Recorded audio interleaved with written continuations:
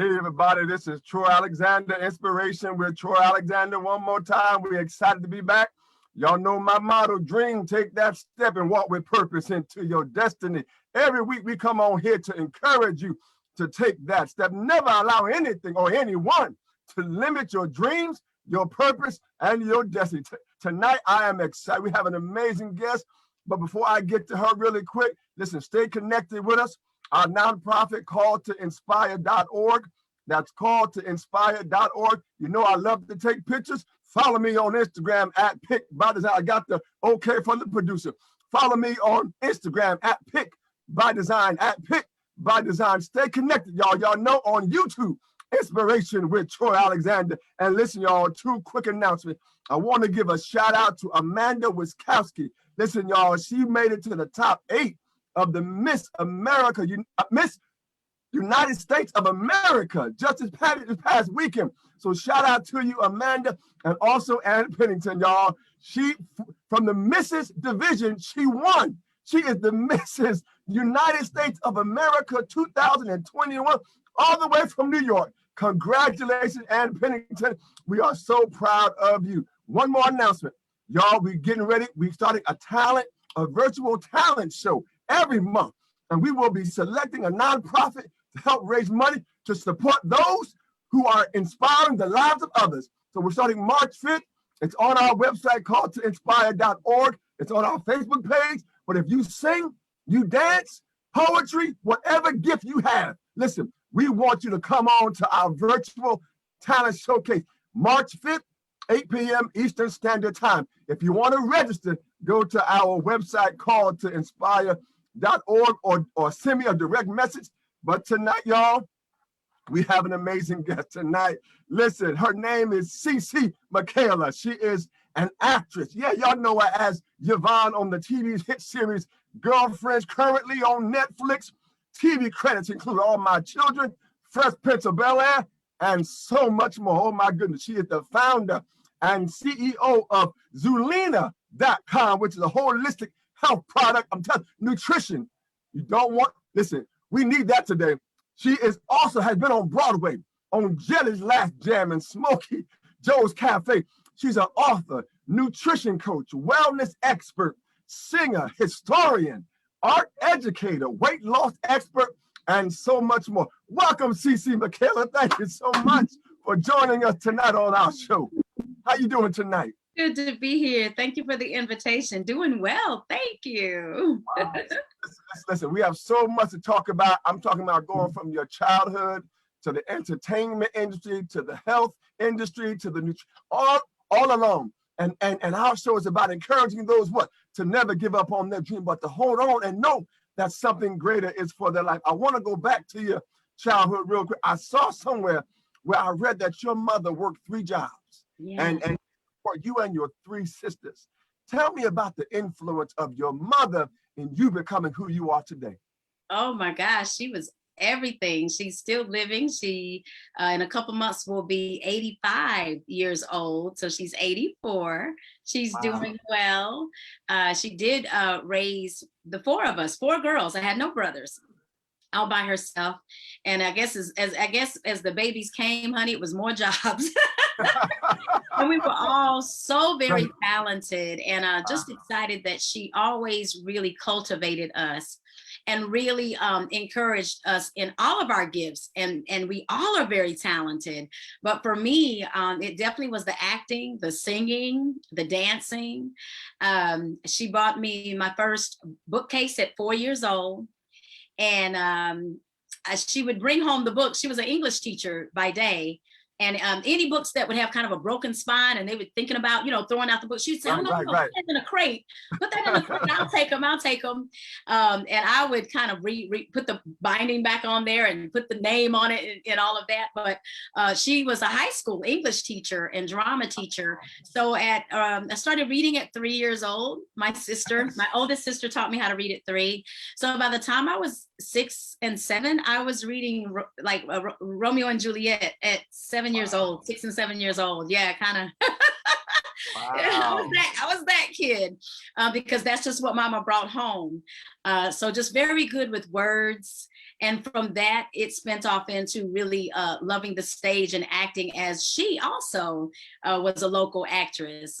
So she would do the teaching English at the local high school. After that, we would go to the local college and we would clean the college there. From the couple of hours cleaning the local college, she would kind of spiffy herself up, and the local theater was right there at the college. So it worked out really great. We would kind of spiffy ourselves up, and change our shirts and whatnot. And she would go straight from cleaning that college on the other side of the campus, dolling herself up a little bit, and then shifting gears and literally, being the star of, a theater piece right there in the local theater at the local college there. And then after we would finish that, she would go to the third job, which was a kind of a security officer for like just like really it was indoors though. We didn't have to be outdoors, but just kind of watching, the cameras of various places. I remember being a little girl and being like, wow, this is such an intricate system. But she was kind of like an indoor type security guard where the call would almost like a 411, 911 kind of situation. And I would sleep through all of that on the floor my whole life. And it was really interesting, but all the money went to lessons, cultivating me for various trips. She took me to see my first Broadway show. I think I was around 13 years old, and she really wanted me to see something different than my small town of Hickory, North Carolina. And I saw the Tap Dance Kid, and it literally changed my life. I was like, this is what I want to do. I had done little recitals in Hickory, North Carolina, ballet, and how your parents come to the recital. And that's what I knew. And I'd done some competitions, local competitions. But when my mother, I remember we had yard sales, fish sales, honey bake sales, whatever it took. And we got on a Greyhound bus and we got off on 42nd Street. She already had the tickets. And that night, I remember I would never be the same. I said, Mom, I can't thank you enough. This is fantastical. There's nothing like Broadway, Right. And when you're only 13, it's your first big, show to see, not local theater, but all the way to New York, just the lights, the awnings. I mean, just the whole big deal. I said, Mom, first of all, I'm glad I'm not that far from you, because we came up here on a bus. So I know it's not too far if you need me, right. It's doable. Right. You know what I mean? Like, that's all I can think of when I was, 13.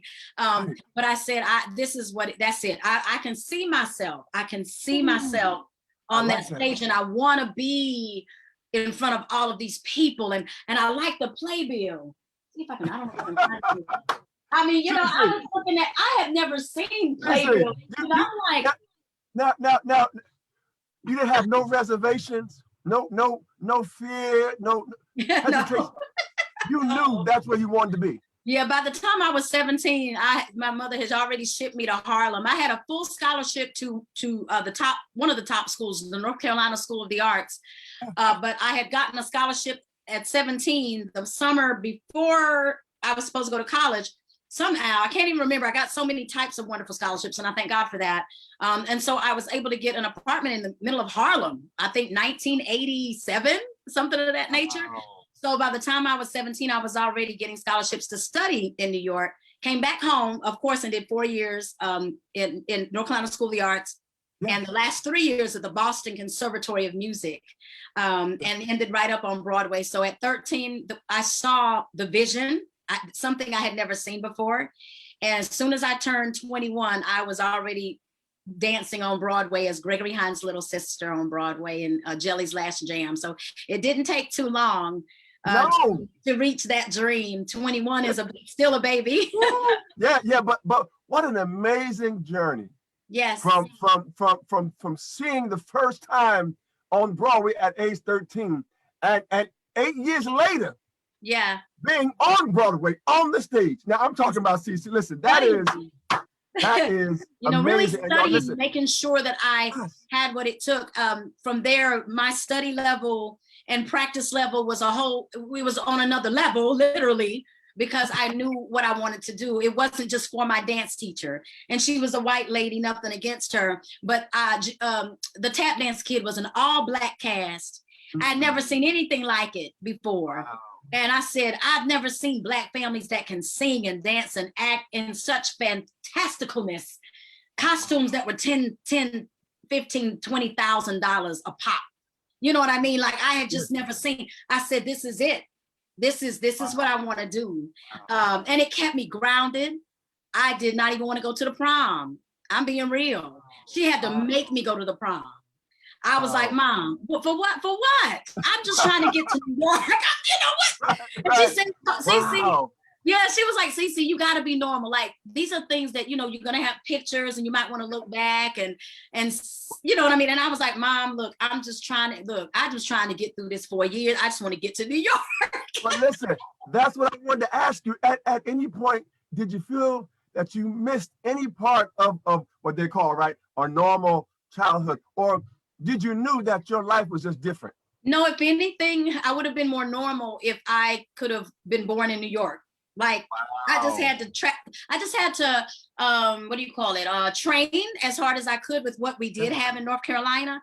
And then as soon as God opened that door, I knew that it was for me. I knew, you know, from of course, from New York, I went to, you know, Los Angeles, Hollywood. That was my destiny. It was just meant to be. I was meant to be on a stage. I was meant to always be on stage and to do character work and to make people laugh, you know, and be that big personality, you know, that I am. And it was so wonderful. It's a sweet thing for God to have blessed me to be able to do that right in the timing.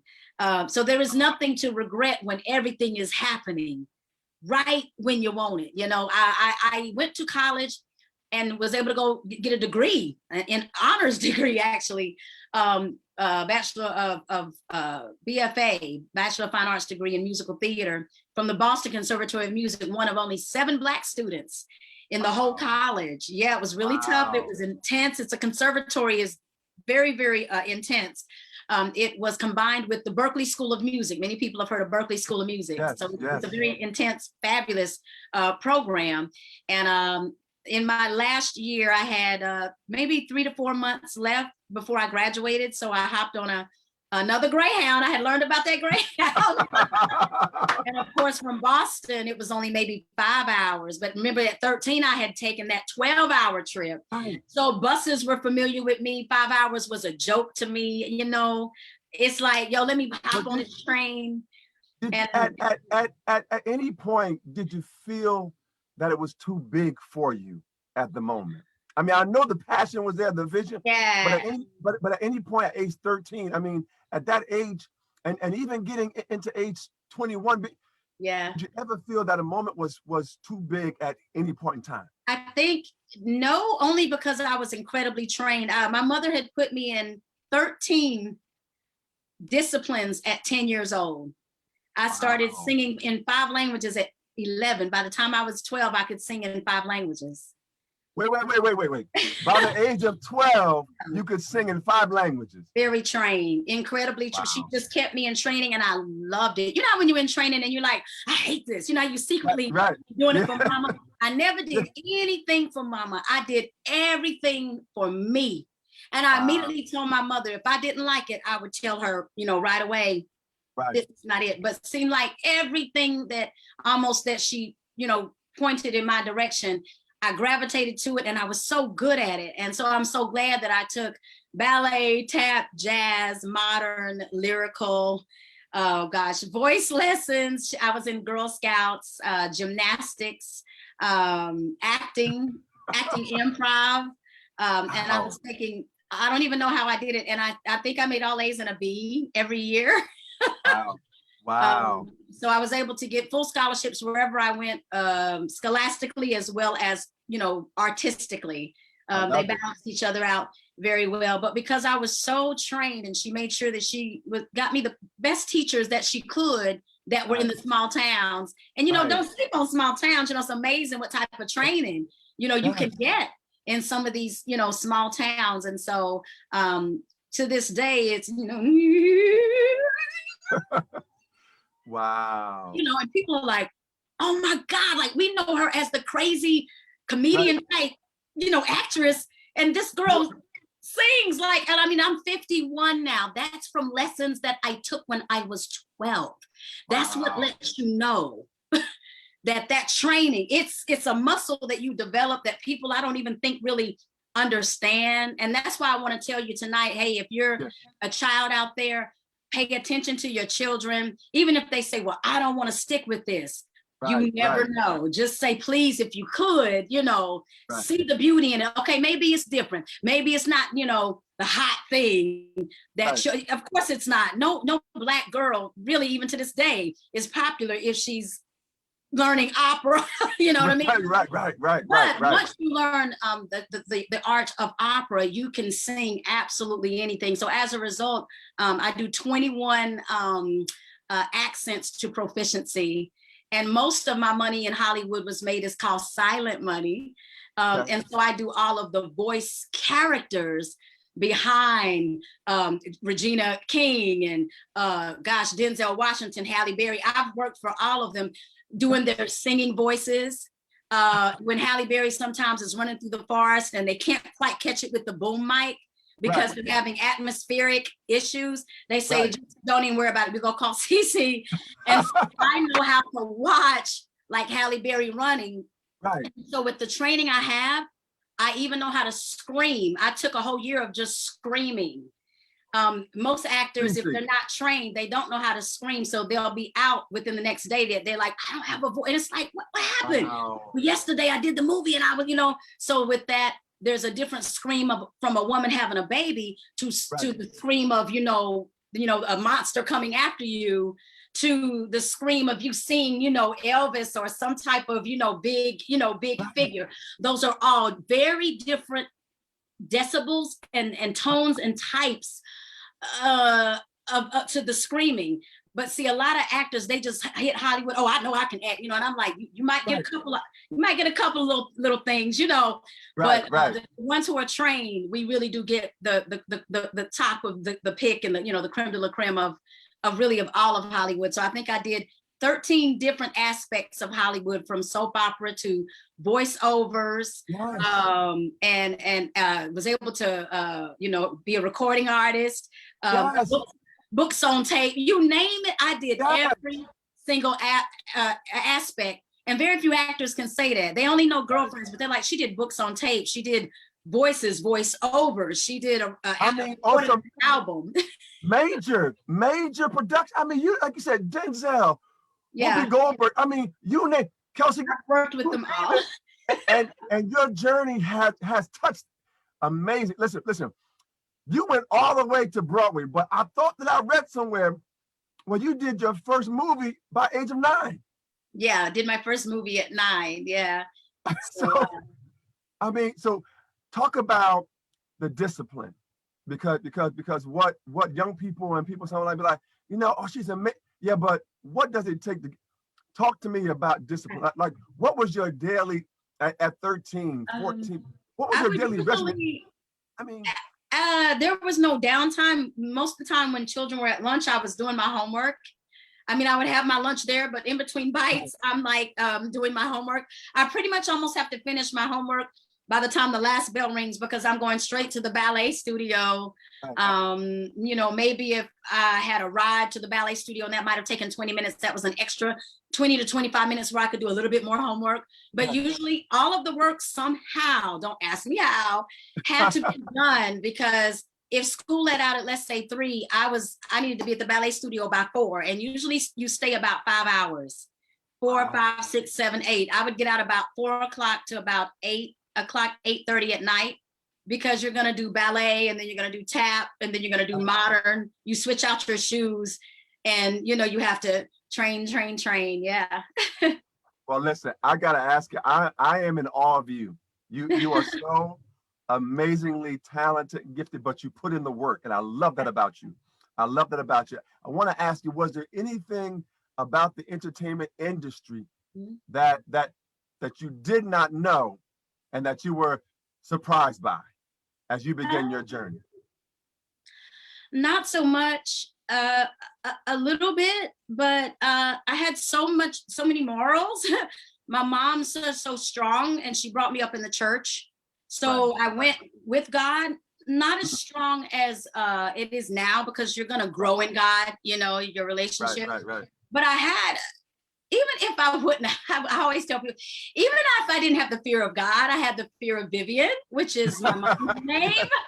Yes. And she was such a prideful woman. She worked so hard. So when I went to Broadway and to Hollywood, I always thought about the hard work my mom put in, and watching her, scrub floors and teach children, and be up all night with, the 911 calls and things like that. And so I went with all that strength, and all of her diligence kind of spilled over into me. And so all I wanted to do was work hard. So let me tell you this, honestly, people on Broadway and producers and various people like that, all they could see is diligence on me and training. So there was a covering over my life. Wow. I had God. Yes. But then I had this good, clean Southern persona, as I do now. I've always been covered. So and my hair up and things of that nature, my natural hair. So they're looking to see, who is she? Is she authentic? Does she have low self-esteem? So when I come in with my, colors on, and kind of in my own royal way, and my hair the way royal, with the way, my natural heritage, they're like, she's not coming. She knows. Yes. She is. Yes. And she has a style. You gotta have your authenticity, your style. And when they see that, they're like, she's coming every day. She's not t-shirts. There's this look about her, and there's this sense. And so I think that with all the training and just me being a Southern girl, there's something about being North Carolinian. You take that with you as well. I've been through KKK. You cannot mess with me. You know what I'm saying? I've seen the KKK. I come from North Carolina. So I come out of that generation 70s where they were just kind of trying to come up out of it, but it was still kind of rough, type of thing. And so even though I look young, because I'm always going to look young, but they knew there was something to me that was like, seemed like she knows more than, you know what I mean? And so when you've been through racism and things with the KKK as a little girl, Hollywood is nothing. Don't come at me. Don't come for me. I've already been, you know what I mean? I'm not, you know what I'm saying? So I had all of that, the church and racism, and how my mother said, wait a minute, we going down this road, driving down those back roads in the South. Now that's fear. You feel what I'm, so to go to Hollywood where it's all lights. Yeah, Broadway wasn't nothing. What? Right. Because I've been on back roads where it's like, honey, if we ain't no lights, and if this car breaks down, we may not be alive. You know what I mean? That to me, I think is like the scariest thing that someone could go through, in the 70s and whatnot. So when I got to Hollywood, they don't know anything. They don't roll like that too much in Hollywood and in New York. So once you've gone through hardcore racism, and being called names, I wasn't called any names, like that, if you know what I mean, the name. Right. And so it was a piece of cake. I'm like, no racism. You're not gonna call me a name? I don't have, there's no any creepy black back roads, that's dark, and the police are sitting in corners coming out, you know what I mean? So it was just like, I was finally free to walk and, hop on a subway, and thousands of people from all over the world. You can't be racist, honey, in New York. You come to the wrong place. Come on now. So I think it was like that. And anything as far as my agents, I had immediately gone in, and they give you a sheet and they ask you, what will you do? No to nudity, no to partial nudity, no to liquor, no to smoking. No. You still want me? Right. They were like, yes, there's still work. There's still some work, then I'm the girl. I'll take what I can get.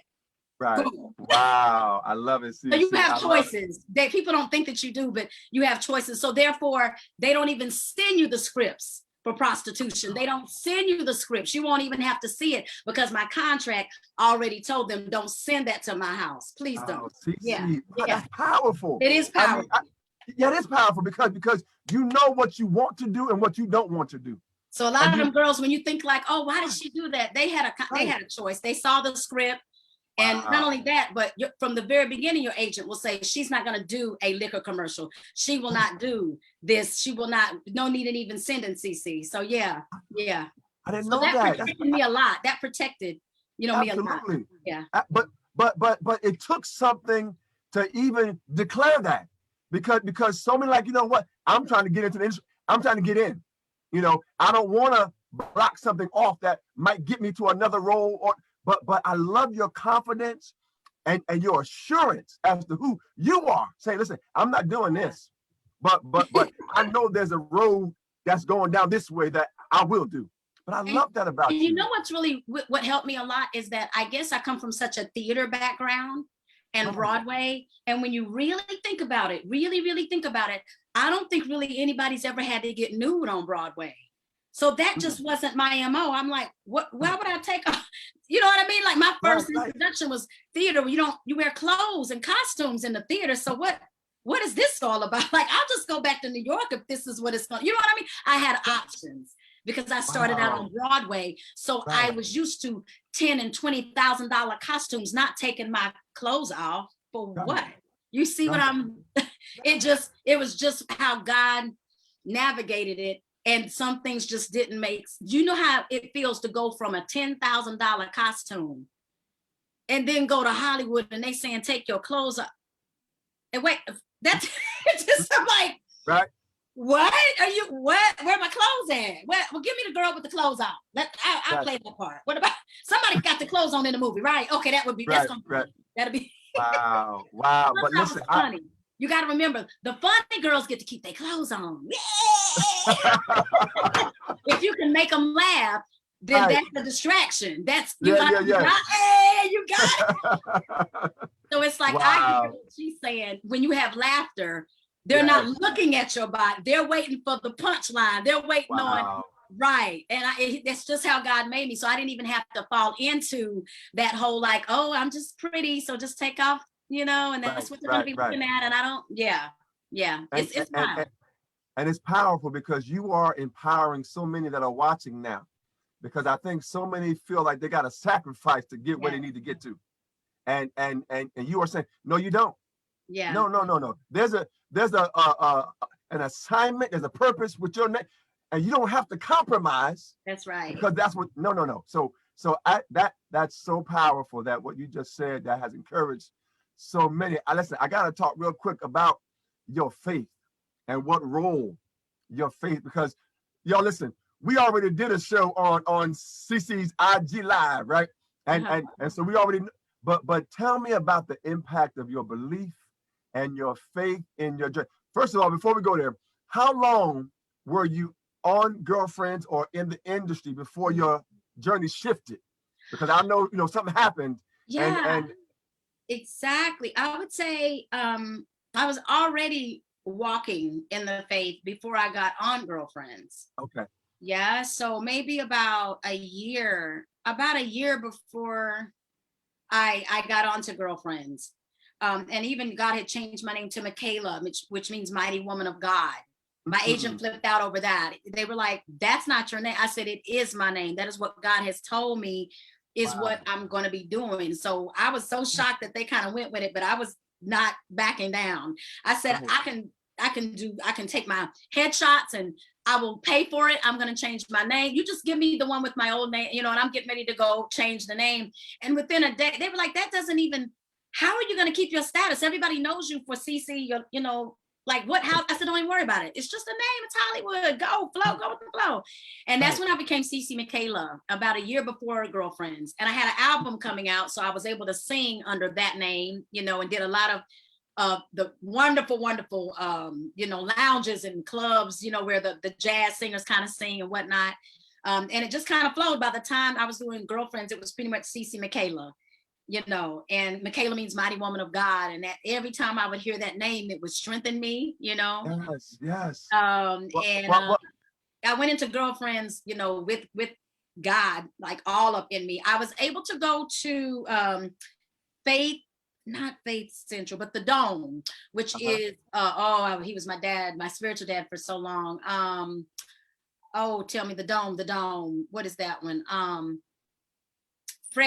Dr. Fred C. Price.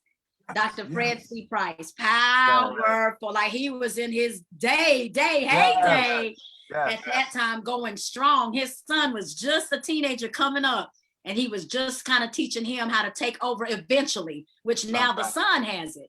But I mean, Fred K. Price, Dr. Fred, he don't play. He does not. He from the old school. He does not play. So I wanted everybody to know that no matter where you go, there's a church somewhere. Don't ever think, oh, there's no church in Hollywood. Some of the best churches, I thank God, powerful churches that I've ever seen in all of the United States, besides, you know, maybe TD Jakes and whatnot. There were so many you could choose from. Noel Jones, I mean, Faithful Central. It was a lot of powerful, you know, ministers. And so that kept me straight, you know, Fred C. Price. And I was abstinent at the time. I had decided I would be abstinent until marriage in the middle of Hollywood. And I wore a purity ring, and they were just looking at me like, girl. And so, but I still did a lot of work. And then eventually I was called. The Lord really did say, hey, you know, you've been doing this a long time. I need you to be a voice for me around the world and minister to, especially to young girls, to women, and to encourage them, you know, to keep their bodies pure, you know, abstinence until marriage. And I did that for a long time until my husband found me. And then, of course, it went into the health. He wanted, and I see, now that you've done that, I need you to help them to take care of their health. And so that's all. This call on my life has always been to serve the people, you know. It's fun to serve the people, you know. Yes. And I thought I saw a video somewhere. I read something in your history where it talked about how you was in a car accident. Yeah, that was when I was 16. That was when I was 16 years old. And it was incredibly fatal to the point where, and I don't know how to fully explain it, but I did die and go to heaven. There was nothing left to the car. And at that time I had been going to church, you know, as a young girl, but I didn't fully understand God the way I could have or should have. But I do know that when I hit that telephone pole, I did cry out for Jesus. I just said, oh, Jesus, you know. And the lights went out in that whole side of town. There was nothing left to the car. At that moment, I did go to heaven as best as I can explain it to people if they understand what I'm saying. I do know what it's like. I'm very excited to go back. I'm very excited to go back. I will not cry. I do not cry at funerals whatsoever. I'm not moved by people dying. I know exactly what it's like. And I'll tell you what, did I tell you, I haven't told you this, what it's like, heaven? No. Okay, I never know who I'm talking to or like what I've said or something, but when you're walking up there, you almost become like a wet noodle because it's so relaxing. There is no more pain. It's like your body is just like a noodle. There's no tension, no pain, nothing. So relaxed, you almost just want to sleep. You know, I had an angel. She did escort me up. You will have an angel to escort you. Everything is very, very orderly. Everything's very, very orderly. And it's very bright. It is so bright, Troy. Did I say that right, Troy? Am I saying correctly? That I couldn't open my eyes. And she said, honey, open your eyes. And I said, I'm trying, but it burns. It's like, it's brighter than any bright. She said, it's not like Earth. You have not seen a brightness. When you turn on a light, that's like a third of the brightness of who God is. He is the light, honey. You studied this. I said, well, we studied it, but I wasn't ready. I don't, you know, I know he's the light of the world, but you know, you're thinking light, boom, light, but it's so bright. Like you can tell there is no darkness in him whatsoever. And so I finally kind of got my eyes open and whatnot. And I said, I'm so sorry. I don't mean any harm. I said, if there is any way that I love it here and something makes me want to stay. When the wind blows, it literally feels like warm kisses. That's the only thing I can think of is just the sweetest person that you would want kissing you, just constantly just kissing you all over. And it's very warm. And it's incredibly relaxing. It's like no pain, no, like I can't just the word, I don't even know the word, right? You never want to It's just like, oh Lord, just awesome, just tropical, beautiful. It's just, and the colors are not like the colors here.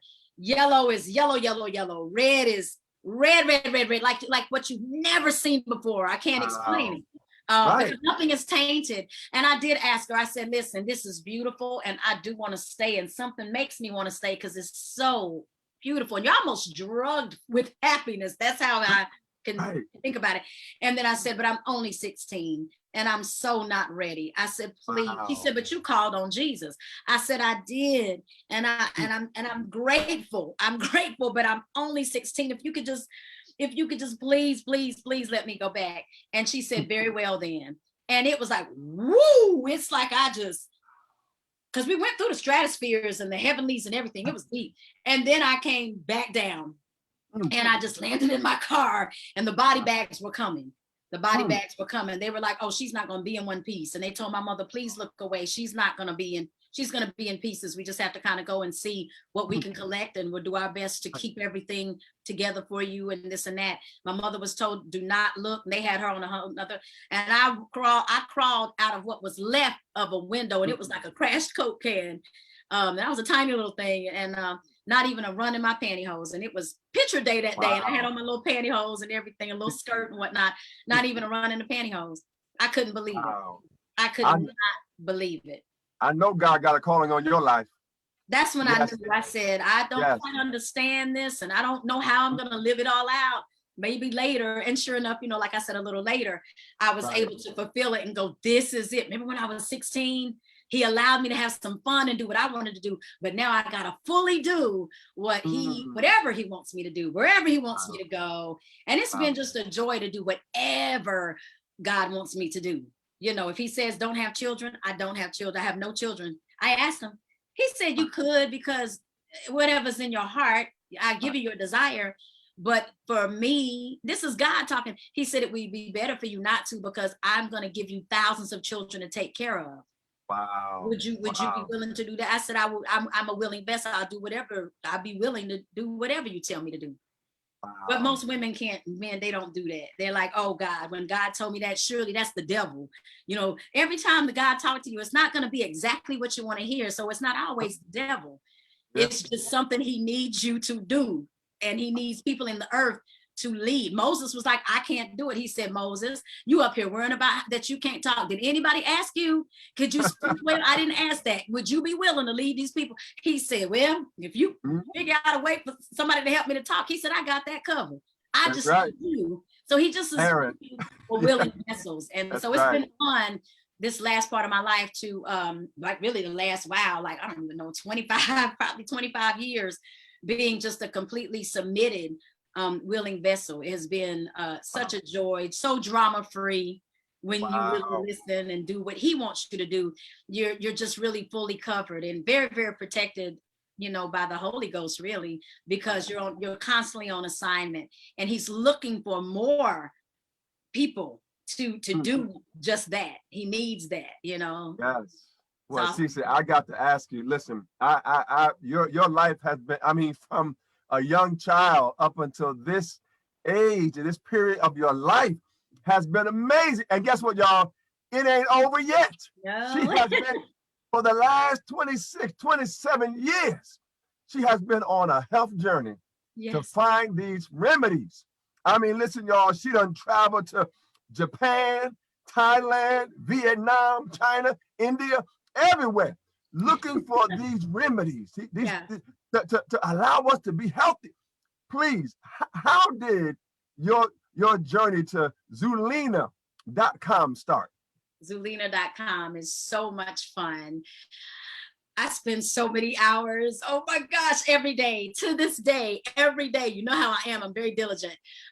Finding medicine. I am probably the only Black female medicine hunter out of the United States, maybe in the world. I don't know. I've never bumped into any other ones.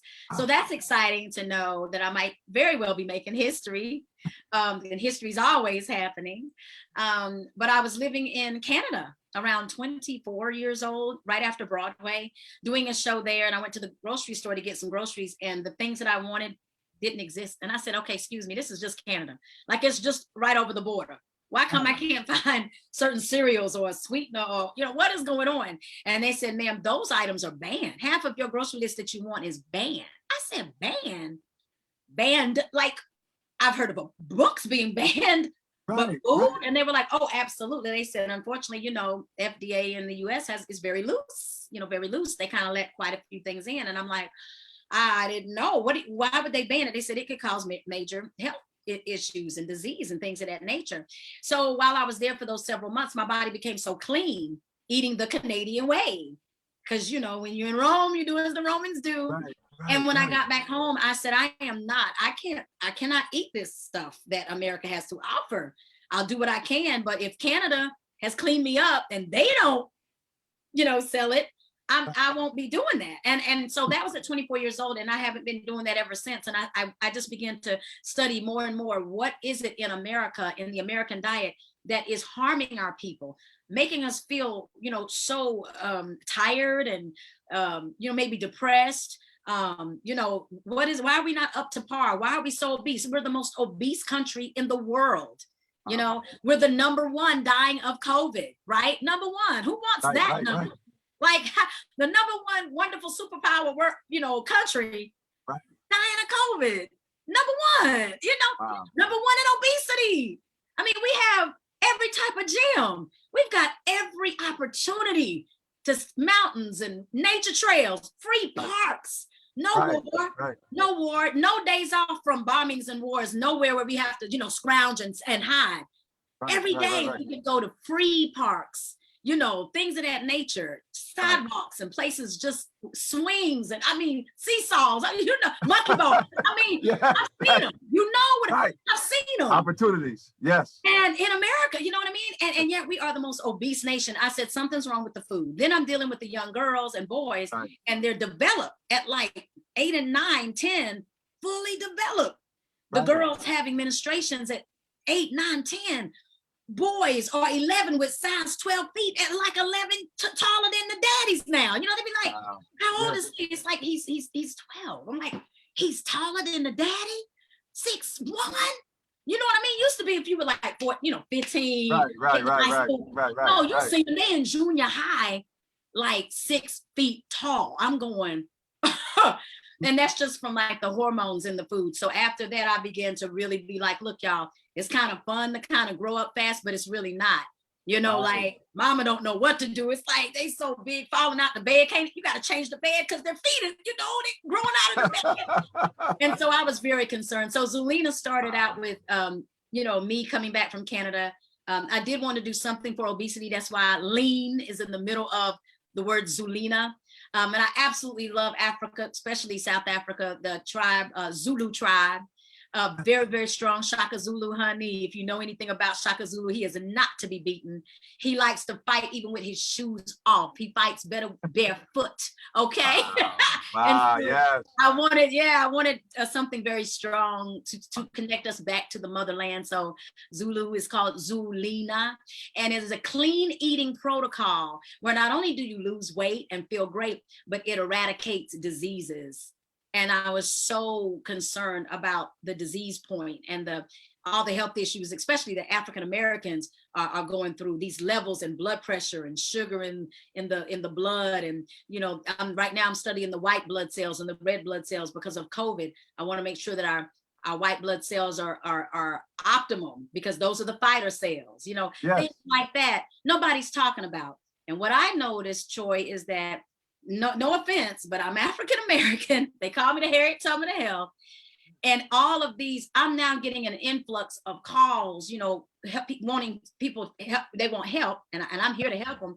But they're coming from vegan, vegetarian, pescatarian, Atkins, you name it. And when I did the history on this, they're all white men. they're all white men that wrote and came up with these eating lifestyles. No offense to any of them, but is that what's right for us as Black people? Did they think about us and our melanin and our trauma and our work level and the diligence that we put in, you know, just to be up to par with what we need to be in America? You know, always putting those hats on and always at 10, you know, if it's 10, we're gonna go 15. You know you know how it goes. Yeah, I do. That puts a lot of stress on you when you have to be more than 24/7. We have to be better just to maybe prove. That takes a lot of toll and stress on us. And this is something we've been doing from birth. I mean, you got to be the best, you know, because we deserve things as well. You know what I'm saying? So I know that we need extra. So I'm very concerned now because with the eating lifestyle, yay, of Zelina. There it is, y'all. Zelina. And guess what? Your second book is coming out, right? Second book is coming out in about 5 weeks. Everybody's excited about the first book because so many people have never heard of it. And they're like, I've been looking for something, CC, but it's not working. You know, I still got the belly fat, or I still got diabetes. You know, I gave up the meat, I gave up the dairy, and I still have issues. And I thought when I gave up that for 1 or 2 years, surely my numbers would come together for me. And they're like, I'm still on this med. If I'm giving up all of this stuff, what's going on? I said, well, that's where Zelina comes in, because you probably have deficiencies. So Zelina makes sure that you eat in a way that there is no lack of vitamin A or vitamin D3. Now the Black people are realizing, oh my God, we're vitamin D3 deficient. That's something I've been doing for 20 years. I've been doing this 27 years. Now people are finally listening. You know, now they want to know what zinc. There is a chapter in here about people who are zinc deficient. This was written 3 years ago, way before COVID. D3 deficiency. 3 years, way before COVID. I already knew that we were low in these things. So now COVID comes and they wonder, well, why are there's more Black people dying? You know what I mean? Because we didn't get the memo. We didn't know. And we keep thinking that we're equal to them. You guys, we just live in America, but we are Black. We're different. Look at our melanin. This really affects us. The darker that you are, it actually deflects the rays of the sun. And that's the only way we can get vitamin D3. No doctors have ever told us this. They let us live here and don't even clean our skin. And they went to med school. So they know about melanin. They didn't, that ain't not in the book. They know. You know, I'm just saying, I'm not, doing anything here, but I'm just saying there's always been a Harriet Tubman. And I love the fact that she existed, because that lets you know we always need somebody to lead us, to help us, that knows the way. So it's exciting to help people. I think my biggest clients were 2 different women. I got them off of 22 medications in 2.5 months.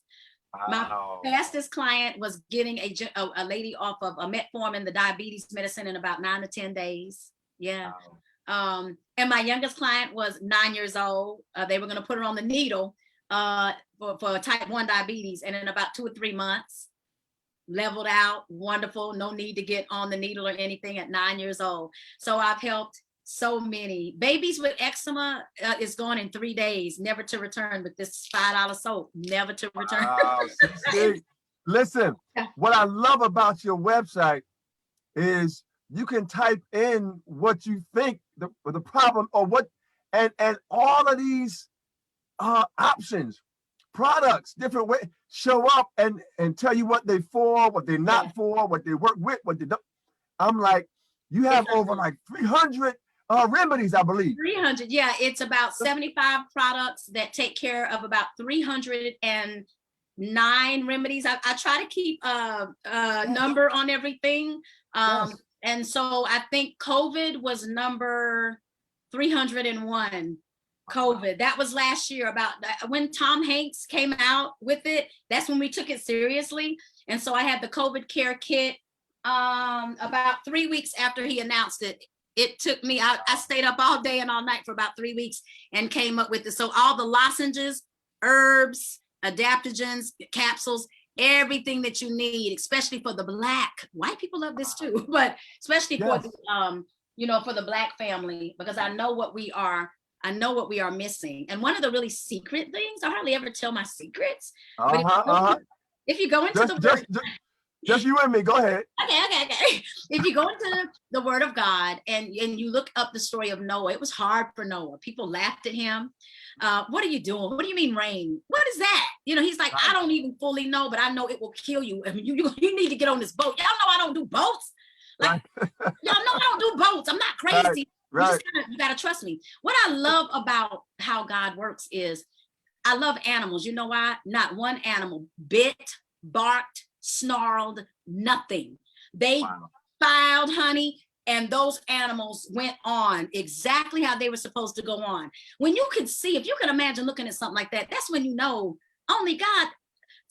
One of them things should have bit him on the leg, should have been like, I ain't doing this. You know what I'm saying? How rambunctious animals are. Like, you can go get a dog, and the dog be like, I don't like this house. I don't like you. I'm not. That's right. And What no attitude in the animals? Yeah, right. So they went right on. Nobody. That's when you. I mean, when I read the word of God, I'm so serious with it. Like, I'm looking and I'm making it, and I make sense of it. I don't just read it flippant. Right. So then I'm like, and then he was able to get his family, thank God. I think it was 8 in all onto that ark. That big old ark was made for people, and it was only animals and 8 people. Now, Troy, you've been to the circus, right? It's like, ooh, right? So you know it's like, ooh-wee. Imagine what that boat, that ark must have been like. And I'm sure it was a journey. It kept raining and raining and raining. You got all these animals. The animals are doing what they do. Yeah. And this one little family, I can't imagine. But what I love is that he sent out a dove. The dove went and got something very special and brought it back. A lot of people can't remember what it is. They'd be like, oh, it's a trivia question. Oh, man. And they brought it back. And there was something in that dove's beak. And it landed on Noah. He saw it. And that's when he knew, oh, my God, it's time to dock. Land is ahead. Because the dove had come back with an olive leaf. I don't know if you remember that. Olive leaf. Yeah.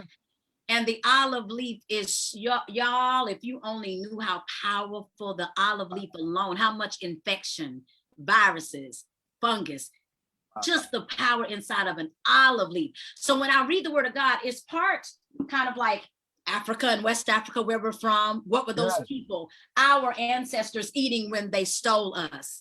People forget that. When these people were stolen, our peoples, West Africans, right? They had a meal. They might have had eaten about an hour ago. Some of them might have been raided and stolen right in the middle of eating their meal. What were they eating? Wow. It wasn't the plantation food. It wasn't pig feet. It was not chitlins.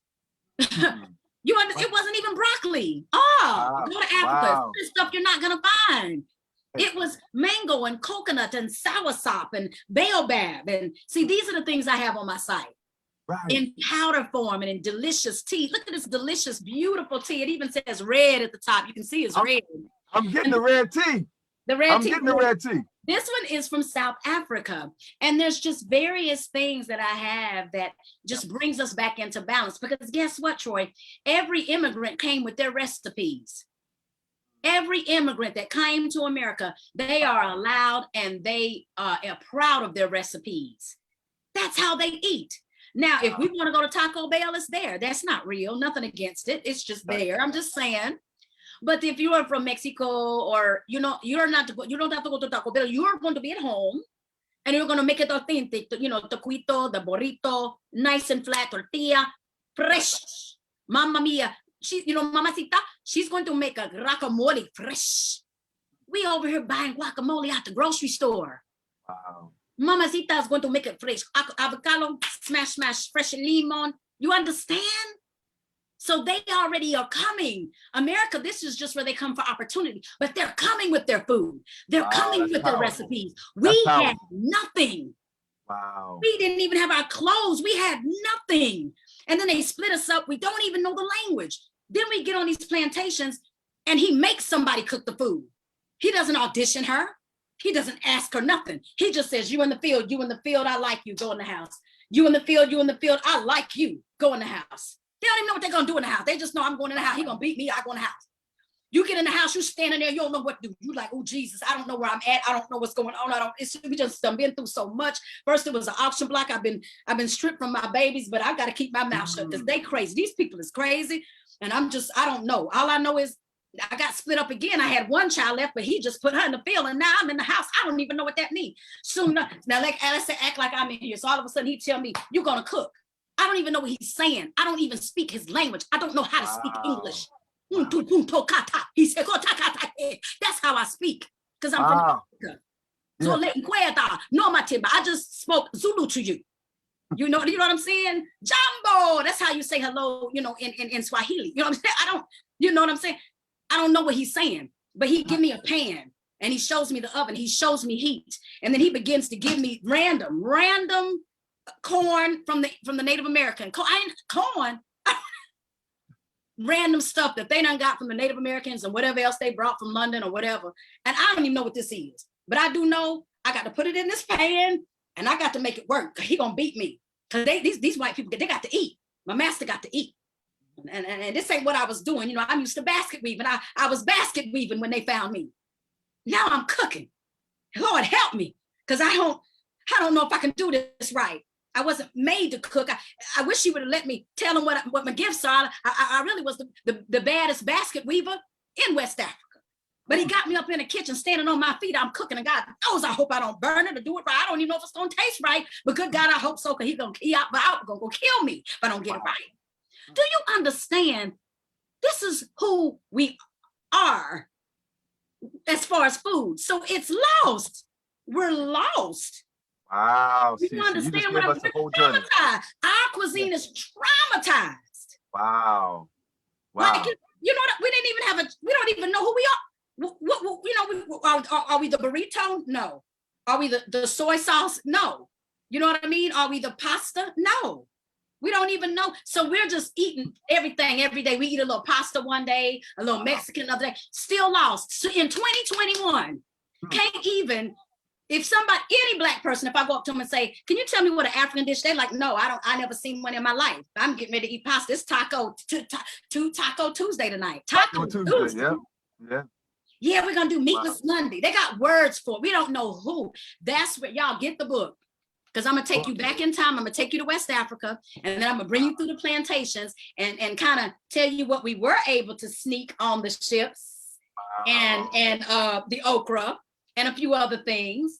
And see, guess what? Most Black people, I don't like okra. That's I said, you know what? Then you don't like yourself. That's okay. What else do you like? You don't like your hair. You don't like your skin. It's so much we don't like. When are we gonna begin to love ourselves? Wow, CC. And you just gotta learn how to rock it. Of course, if you did it the white way, if you stew it, it may not be to your life, but you got to find out how to do Africans. What's the different ways we can rock this thing? So sometimes here in Zelina, we kind of steam it and make it a little softer, and then Troy, we cut it up into little, So when you open it up, it's got little seeds, and it kind of looks like jalapeno. You got it? And then you put those little circles on top of your salad. See? And that you get it in a different kind of way than how they made you do it on the plantation. They wanted to boil it, and it's kind of slimy. And you can still do it that way too. But I'm teaching you, it's a new way. That's why it's called a new way of life. You're like, oh, she's going to bring us the vegetables, and then she's going to show us kind of different ways to cook them. And then it make us feel so good. See, ever since I've been eating, what? It's because it's who you are. It's who we are. You know what I'm saying? So it's exciting. Do you do private class workshops? I mean, can people contact you? There's this thing called Clubhouse app, and that's for people who have iPhones. So I am teaching there every Tuesday night at 9 p.m. Eastern on the Clubhouse app. If you have an iPhone, you can easily get onto there, right? And then on Instagram, almost every day I go live from my kitchen, and I try to show you different things that you can kind of mix. A lot of you are already eating pretty good, but because I've been to 15 countries, you can go to my site and get you things from Tibet and Sri Lanka. Some of these countries, you guys, they've never seen diabetes. Some of these countries, they don't know what blood pressure is. They don't know what we're talking about. These are American diseases because it's a made country. And we're all just fighting for hoping that we can keep the country clean. That's why even COVID isn't doing well, because it's it's one of the newer countries. Like we don't know what we're doing. Like, and then guess what? Back in the day, and y'all know what I'm talking about because I'm a historian. Guess who they tried on before rats? Y'all know how they do rats now? Guess who were the rats? Y'all know what I'm about to say. It was us. They tried out their medicine on us and we died. Tuskegee, what is it, experiment, right? They, Yes, you know, if yes, you go back in yes. time, you're like, wow, she's right. Oh man. But the young people don't know that. They think they've always had rats and mice to try things on. No, that was just after they realized you better stop. When we had to fight for the rights and say, don't you ever put medicine into us and try it on us. We're human. You don't do that. Figure it out, but don't use them. And then that's when, of course, the mice came onto the scene.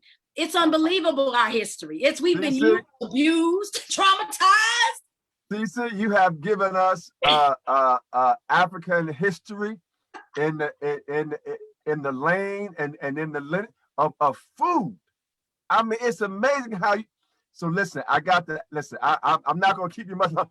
And the olive leaf is inside of here, y'all, the olive leaf peel. That's what makes it wonderful, is that it's also based off of some of those powerful stories in the Bible. Most people read about an olive leaf and it just goes over their head. They don't even know it exists. You know, you wouldn't know that. But you guys, guess what? Anything in the Bible, it's in Zulina. Anytime you see a food, even the kings, and you might know this, Troy, at the bottom of their robes, right, were the bells and pomegranates, right? Yes. Right. Yes. So, you know, pomegranates are huge in the Zulina way. It does very, very well for Black men, especially anything red. Remember, I taught you that. Anything red is great. Well, listen, I know your book. I know your book is coming out in a couple. Your second book is coming out in a couple of weeks. Is there anything else on the horizon for CeeCee Michaela? Gosh, because you're doing so much. I know. It's going to take everything, because the second strain of COVID has come, which is B117, I think it's called. Also, unfortunately, I'm getting calls more than ever before of babies. No more than about 9, 10, 11 months in the Black community dying of COVID. So it is beginning to open up and be more harsh. And I do know why that is. And so I'm here to help those young mothers and older mothers figure out why aren't we the ones that are always getting hit the most. And it hurts to see an 8, 9-month-old, you know, they just got here, you know what I'm saying? But sometimes they were not able to do a natural birth. So when you have a C-section, the baby did not get the probiotics coming through that natural vagina. Just that miracle alone, when the baby does that, all in the vagina is amazing, a life-giving probiotics. And so when the baby comes through, it just gets all, you know, beautifully kind of almost baptized in a lot of infection fighting bacteria, good bacteria.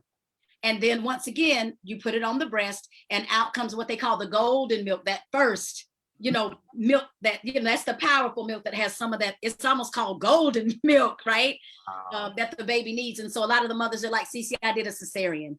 And you know what, I was too afraid, I couldn't get it to latch. And so I just did stuff from the you know, the store. I just did the store-bought, you know, milk. So those babies are more vulnerable. See, we don't know that in the Black community. We don't, so they're starting off weaker than and these mothers didn't know this. They didn't see COVID coming and they didn't know. You see what I'm saying? So these are things that when they call me, I have to hurry and get the things that the baby needs to get it up to par, vitamins, minerals, amino acids. And so I have everything that the baby needs, everything that the mother needs, you know, things of that nature. So it is very exciting work. It keeps me busy. Book 1 is out. And it's been out for about 3 years. There's so many thousands that still have yet to, you know, of course, to get this. The meal plan is in here, the grocery list. And then book 2 will be out in about 5 weeks. So go ahead and get this one, y'all, first. Hey, one. And then book 2 is coming. The Melt Belly Fat Kit is the #1 seller. Baby, that melt belly fat, you know, because of COVID, people are like, my belly fat, I gained 10, 20 pounds, CeeCee, help. So, you know, so that is, you know, that's exciting. But we've got the toothpaste and the deodorant, everything, things that you wouldn't even think is on there. And as you can see, it's green, straight from the leaf. So it is going to be green toothpaste, because any other color means they added chemicals to it. And those chemicals are going into your gums. But people don't know. They're thinking those are pretty colors. Soap is not supposed to be colors. That is chemicals added to it. If it was straight from the leaf, it would be what color? Green. And then the word of God, the leaves are for the healing of the nations. The leaves for the healing of the nations. So everything I have is just a lot of leaves coming into your gums and you're washing with it. It's just leaf therapy, but that's how God, if you want healing for the nations, you got to get as many leaves as possible, not beans, not soda, not, Right. he's not talking about that. That's all I know to do is go with the word, because he says, you know, to choose life. And the leaves, he said, would be for the healing. So it's very exciting to have leaves from Africa, China, Japan, and you can put in about 14 or 15 different countries, and those leaf powders or leaf capsules, it's all mostly leaves, but it's in different forms that you can kind of add to your diet. And it's just diabetes, blood pressure, cholesterol, fibromyalgia, fibroids, you name it. God would not do that to you and not have an answer. He knows all things, but we're going to perish for lack of knowledge. And that's where I come in with all these books, y'all. Yes.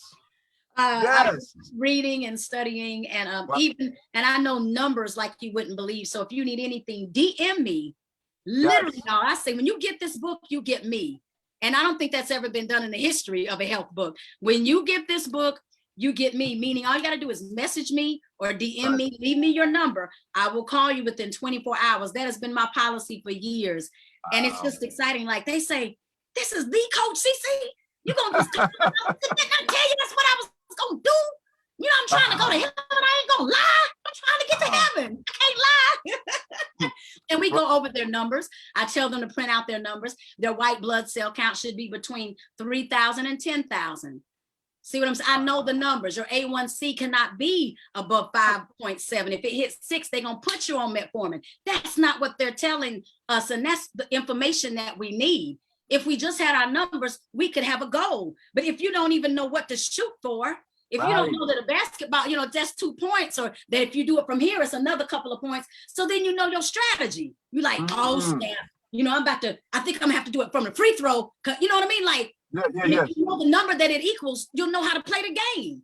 Wow. But if you don't know the numbers, you know how many people have diabetes? You know why they have diabetes? They didn't know a number was involved. They didn't know how much sugar. I'll leave this with you. A red apple, when you eat it, the red apple is 19 grams of sugar. The green apple is only 9 grams of sugar. Do you know how much just an apple could cause somebody to have diabetes? That's not fair. All of that is in the book. So it makes it fun, because it's not a diet. You can diet all you want. You can be a vegan. I don't care. Eat all the vegetables you want. But even if you're a vegan, you're going to be diabetic. Because what if you keep on doing your smoothie with the banana and that red apple? You see what and that's a big jump. The honeydew, I think, is 9. The cantaloupe is almost 65. Right. Do you know what kind of information that can change?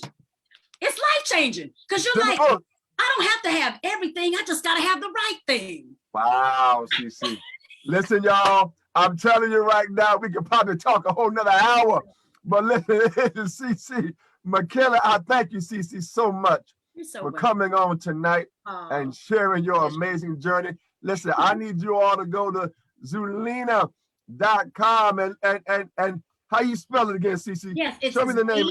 Yeah, Z as in zebra. ZULEAN as in Nancy, Zulina.com.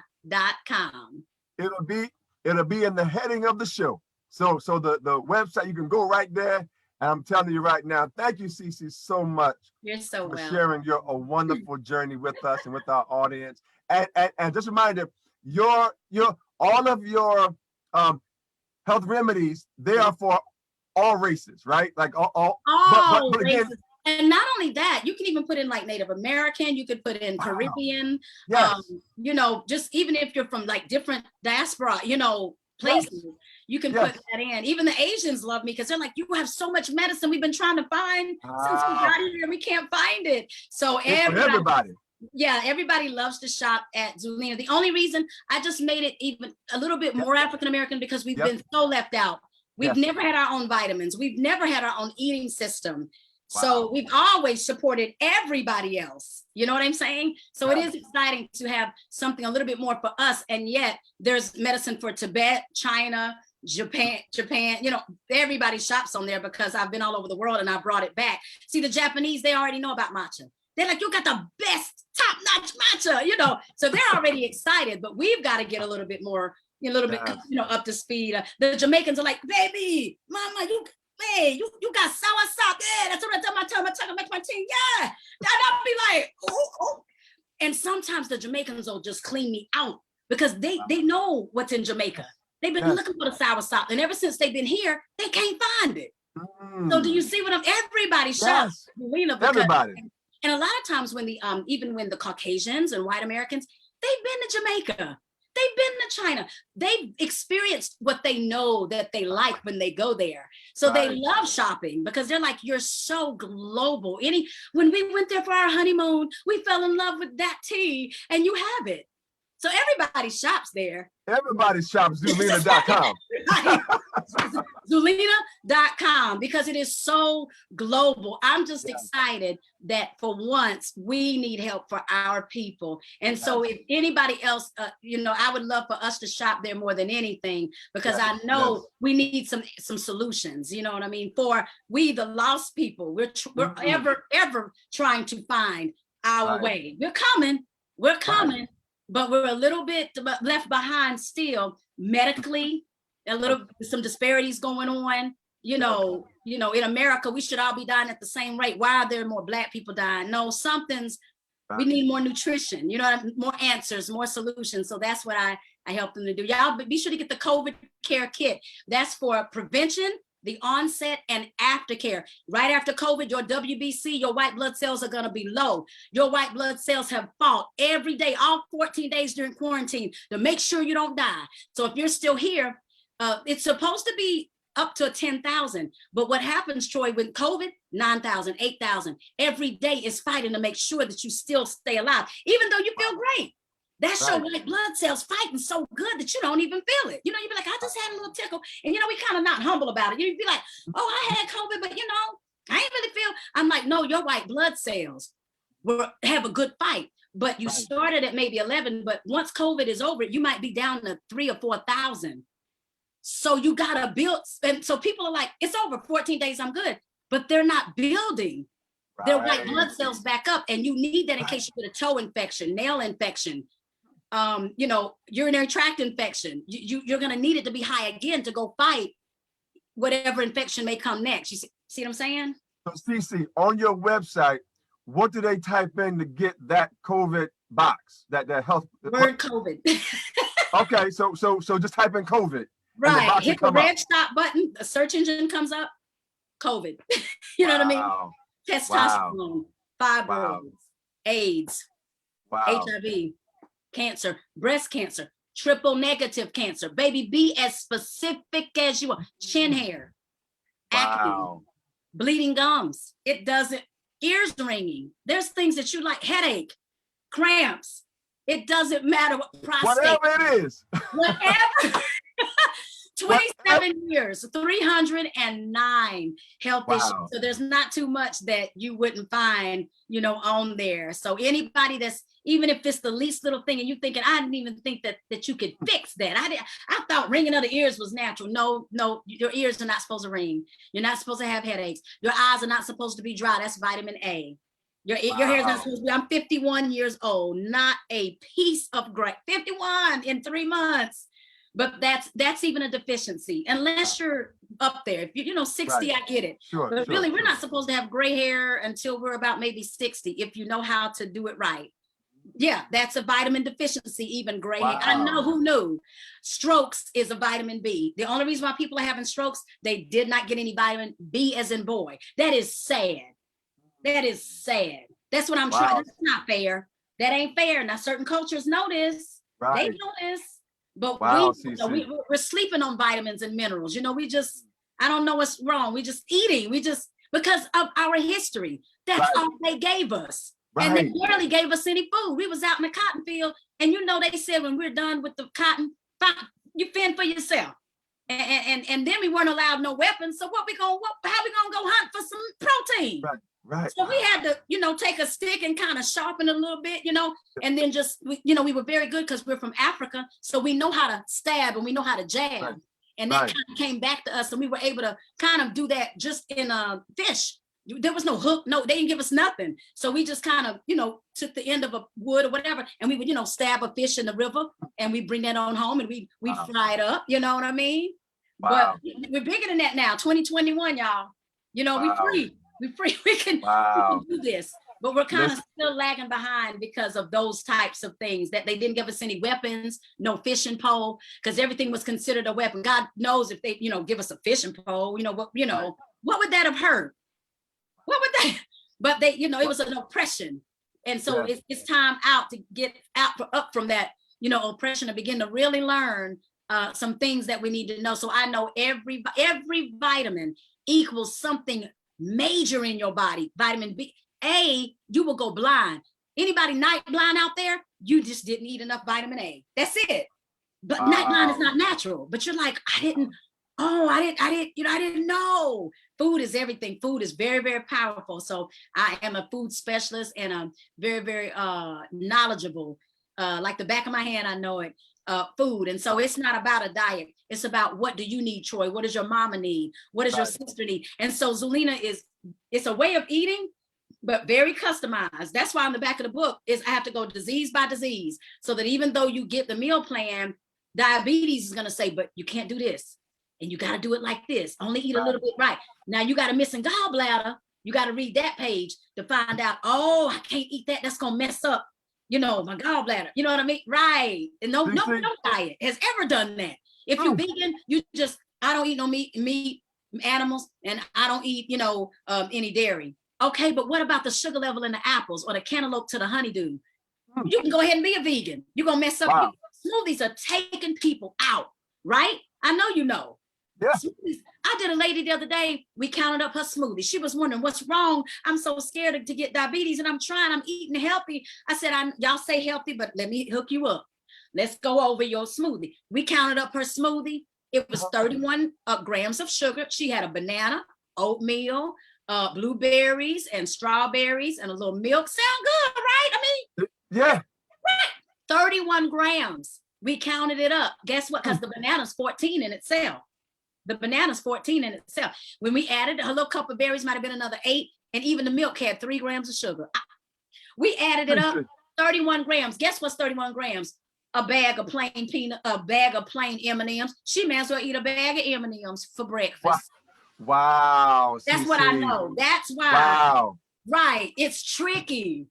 Wow. Wait, now somebody, one of my clients, they do the little hostess. What are them things? Little muffin. What do you call those things? Cupcakes. Yes, cupcakes. So it's right on the back of it, right? It's 19 grams for a little hostess cupcake. 19 grams. A banana is 14. 50, 60, 70, 18. Only 5 grams away from being a cupcake. Lord have mercy. And they're just putting it in a blender every morning like it ain't nothing. And I was like, it's like you're eating M&Ms for, you know what I mean? It's the sugar level. It's not about, oh, I'm healthy. You know, I'm doing, you know, fruits and, you know, vegetables, and I'm throwing a little spinach in there. You know what I mean? I'm like, but baby, the sugar level. Wow. That's what it is. Listen. That's powerful. I mean, to break it down. Listen, you broke it down. Right. My bag of M&Ms. listen, y'all. I'm telling you, CC. And as a diabetic, you can only have 25 grams of sugar a day.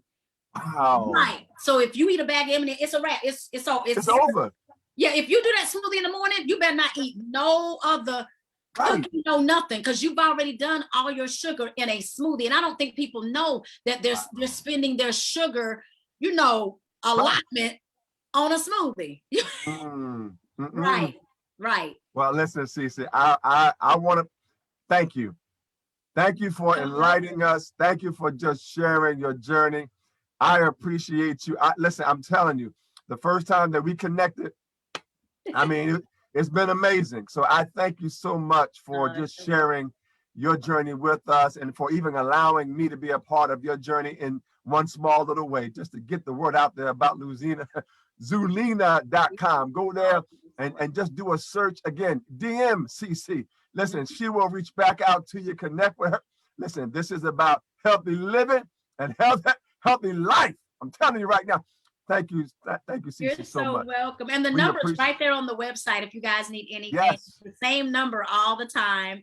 So Come it on makes now. it very easy to be able to get to us. And if we don't pick up, just Yes. leave a text message and we'll get right back to you. We definitely Wow. take everybody one case at a time. Every Black family and every family, every person, everybody calls me, is very, very different. So it's not just one way to eat. We got to Right. your numbers right where you want Your them way. to be. Yeah. I love it. I love it.